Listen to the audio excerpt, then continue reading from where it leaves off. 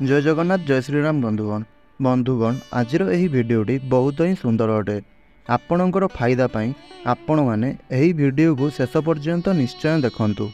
यही वीडियो रे आमे जानिबा को पाइबा होली बा पवित्र दोल पूर्णिमा केबे केते तारीख और केउ बार पड़िबा को जाउछि।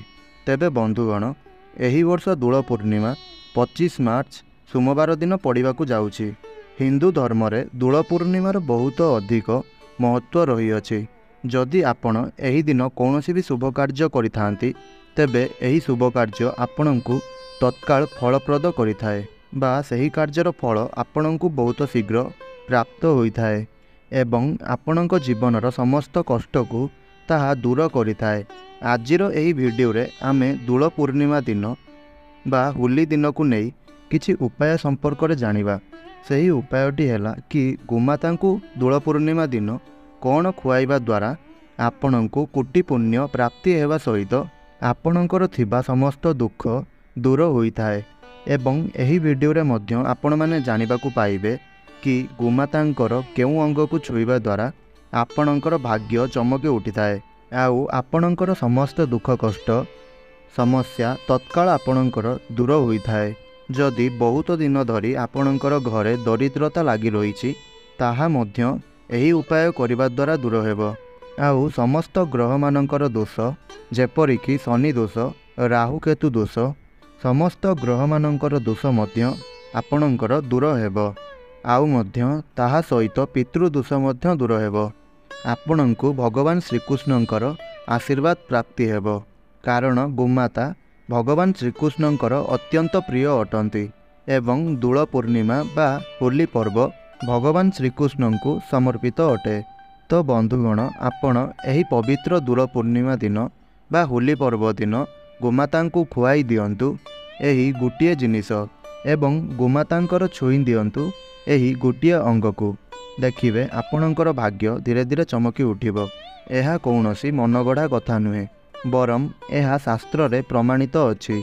तो बंधुगण कौन से ही जिनिस जहाकू गोमाता को खुआइबा द्वारा आपणଙ୍କୁ कोटि पुण्य प्राप्ति होइथाए एवं गोमातांकर केउ अंग को स्पर्श करिबा द्वारा आपणଙ୍କର सबु समस्या दूर होइथाए ताहा आसंतु वर्तमान एही वीडियो माध्यम रे आपण जानिबे।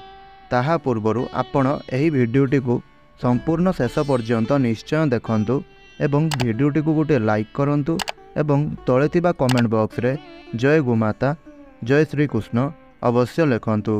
तो बंधुगण वर्तमान आपण माननकु कहिबी कि गोमातांकर सेवा किपरि करिबा उचित और गोमातांकु आपण केउ जिनिस खुआइबा द्वारा आपणଙ୍କୁ अपार धन प्राप्ति होइथाए।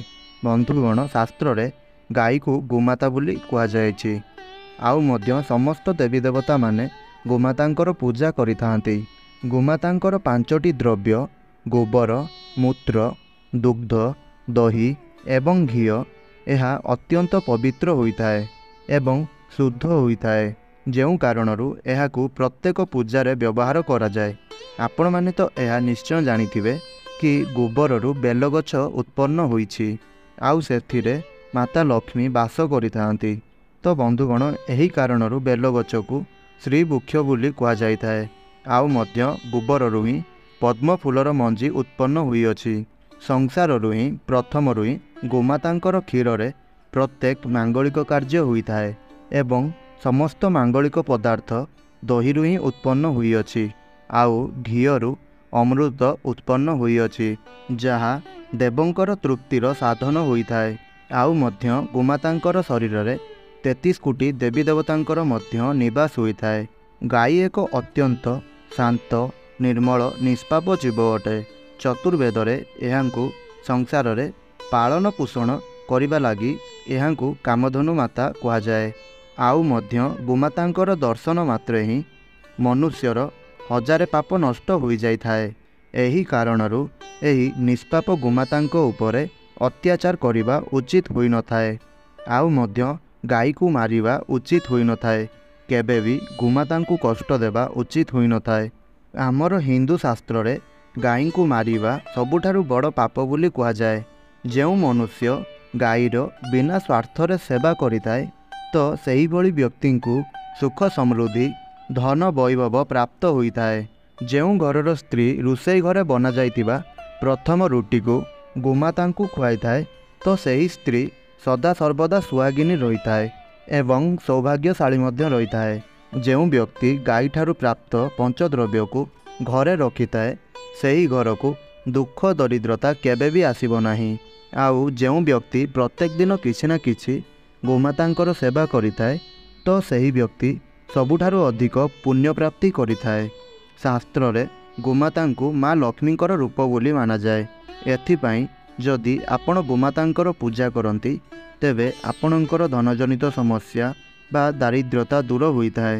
ପ୍ରାଚୀନ କାଳରୁ ହିଁ ଗୋମାତାଙ୍କର ସେବା କରିବାର ପରମ୍ପରା ରହି ଆସିଅଛି। ଆଉ ମଧ୍ୟ ଆପଣମାନେ ତ ଏହା ଶାସ୍ତ୍ରରେ ନିଶ୍ଚୟ ଶୁଣିଥିବେ କି କେତେକ ଆଶ୍ରମରେ ମୁନିମାନେ ଗୋମାତାଙ୍କର ପାଳନ ପୋଷଣ କରିଥାନ୍ତି ଆଉ ମଧ୍ୟ ଗୋମାତାଙ୍କର ସେବା କରିଥାନ୍ତି। ତଥା ରାଜା ମହାରାଜାମାନେ ଗାଈର ଦାନ କରୁଥିଲେ। ସେମାନେ ଏଥିପାଇଁ ଦାନ କରୁଥିଲେ କି ଗାଈର ଦାନକୁ ଦୁନିଆରେ ସବୁଠାରୁ ବଡ଼ ଦାନ ବୋଲି ମାନାଯାଏ।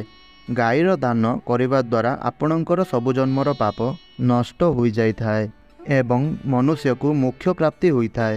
ଗୋମାତାଙ୍କର ଦର୍ଶନ କରିବା ବହୁତ ଶୁଭ ହୋଇଥାଏ। ଆଉ ମଧ୍ୟ ଶାସ୍ତ୍ର କହିଥାଏ ସବୁଦିନ ସକାଳେ ଗାଈର ଦର୍ଶନ କରିବା ଦ୍ୱାରା ଆପଣଙ୍କୁ ଅନେକ ପୁଣ୍ୟଫଳ ପ୍ରାପ୍ତ ହୋଇଥାଏ ଏବଂ ସକାଳେ ଗୋବର ଦର୍ଶନ ହେବା ଦ୍ୱାରା ଆପଣଙ୍କୁ ଲକ୍ଷ୍ମୀ ପ୍ରାପ୍ତି ହୋଇଥାଏ।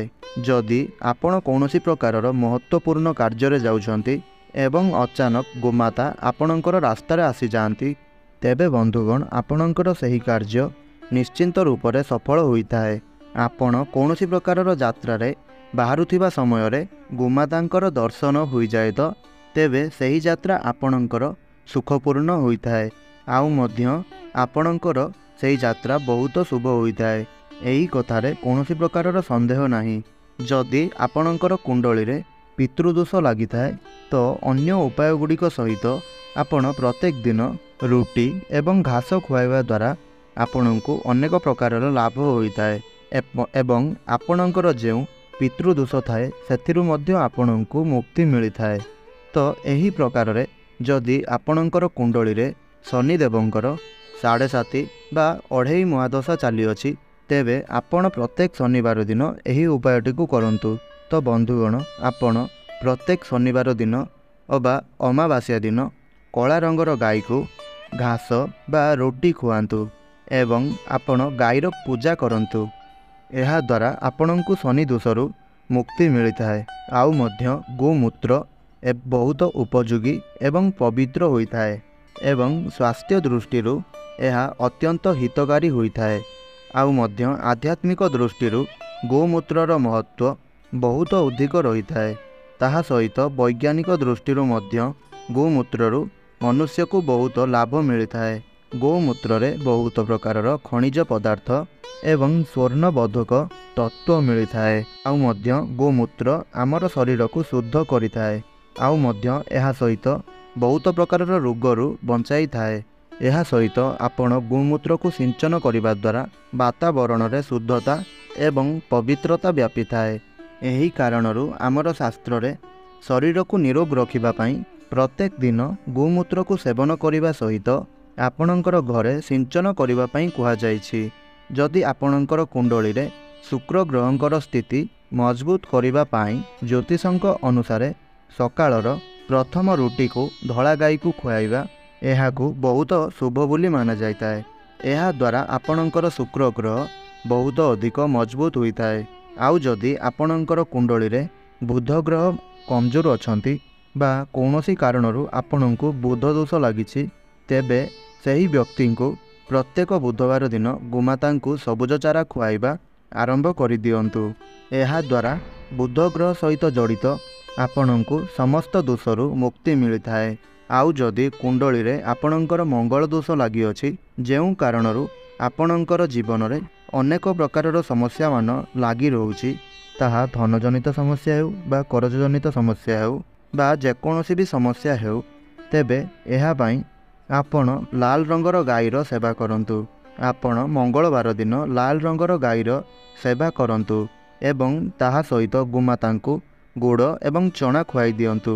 ଦେଖିବେ ଧୀରେ ଧୀରେ ଆପଣଙ୍କର ଯାହା ବି ମଙ୍ଗଳ ଦୋଷ ରହିଛି ତାହା ଦୂର ହେବାକୁ ଲାଗିବ बृहस्पति ग्रह को मांगलिक कार्यर कारक ग्रह बोली माना जाए।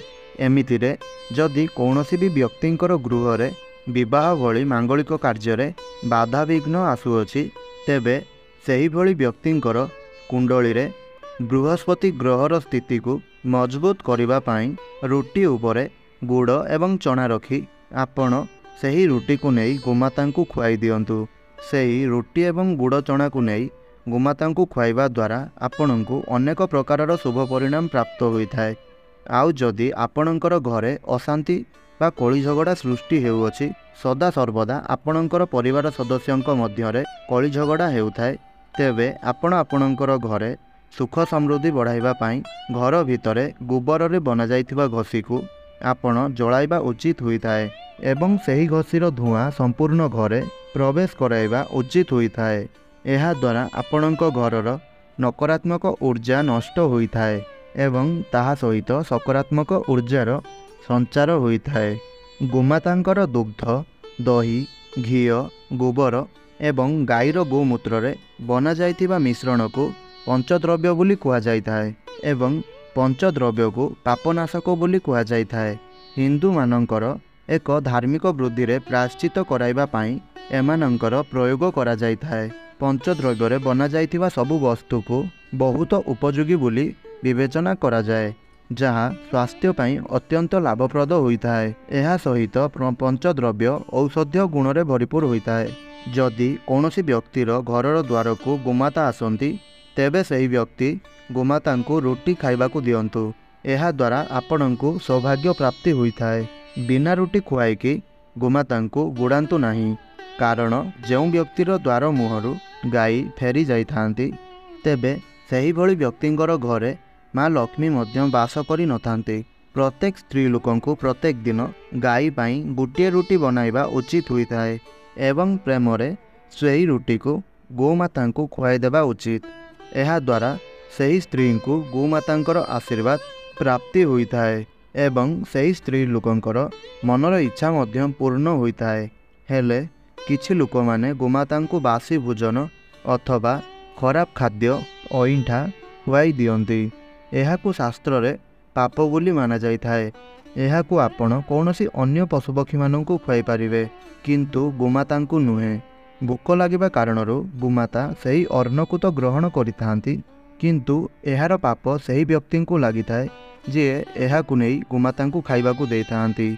गाई एक शाकाहारी एवं पवित्र पशु अटे। सेथिलागि गाईर भोजन रे मांस अंडा आदि केबे भी ढालिबा उचित होई न थाए। एमिति करिबा द्वारा आपणको महापाप लागिथाए। जदि आपणकर कुंडली रे चंद्रदोष लागि अछि जेउ कारणरू आपण लगातार समस्या रे सम्मुखीन हेउछंती तेबे आपण रुटी उपरे धला लवुणी घी एवं लुण लगाइकी गोमाता को खुआई दियंतु। एहा द्वारा आपणकर चंद्रदोष दूर होइथाए। आउ जदि आपणकर शनि दोष लागि अछि तेबे अटारे किछि कला राशि मिसाइकी सही अटारे रुटी बनाई करी गोमाता को खुआई दियंतु। एहा द्वारा आपणको शनि दोषरु मुक्ति मिलिथाए। मंगल दोष को दूर करिबा पाई रुटी उपरे हलदी लगाई करी गाई को खुआई देबा उचित। आउ जदि घरे धनर समस्या रही अछि तेबे गुरुवार दिन गाई को कदली खुआइबा उचित होइथाए। एहा द्वारा आपणकर दरिद्रता दूर होइथाए। गोमातांकर पिठी रे जेउ कुबड़ होइथाए सही कुबड़ रे सूर्यकेतु नाड़ी रही। जेबे गोमाता घरर द्वार को आसी थांती तेबे आपण एही कुबड़ को गोटे थर निश्चय स्पर्श करंतु। एहा द्वारा आपणको समस्त प्रकार रोगरू मुक्ति मिलिथाए एवं ताहा सहित आपणको धन संपत्ति प्राप्ति होइथाए।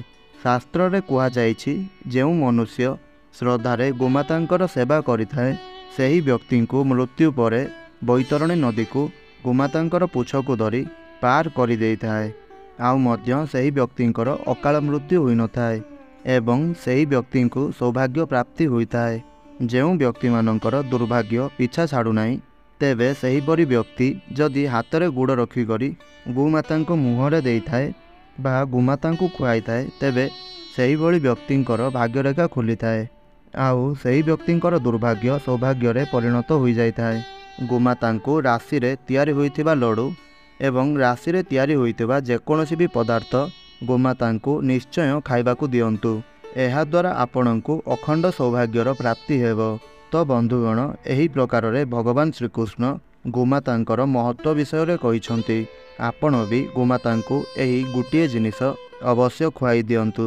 ଆପଣଙ୍କର ଥିବା ସମସ୍ତ ମନସ୍କାମନା ନିଶ୍ଚୟ ପୂରଣ ହୋଇଯିବ।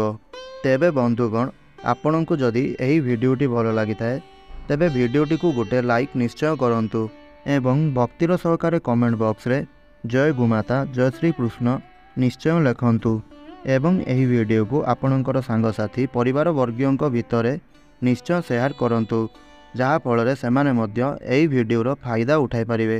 ଆଉ ଯଦି ଆପଣମାନେ ଆମର ଏହି ଭିଡ଼ିଓକୁ ପ୍ରଥମ ଥର ପାଇଁ ଦେଖୁଛନ୍ତି ତେବେ ଏହିଭଳି ଭିଡ଼ିଓ ଦେଖିବା ପାଇଁ ଆମର ଏହି ଚ୍ୟାନେଲକୁ ନିଶ୍ଚୟ ସବସ୍କ୍ରାଇବ୍ କରନ୍ତୁ ଏବଂ ପାଖରେ ଥିବା ବେଲ୍ର ଆଇକନ୍କୁ ମଧ୍ୟ ପ୍ରେସ୍ କରି ଅଲ୍ରେ ସିଲେକ୍ଟ କରନ୍ତୁ, ଯାହାଫଳରେ ଆମର ଏହି ଭିଡ଼ିଓ ପ୍ରତ୍ୟେକ ଦିନ ଆପଣଙ୍କ ପାଖରେ ସର୍ବପ୍ରଥମେ ପହଞ୍ଚି ପାରିବ।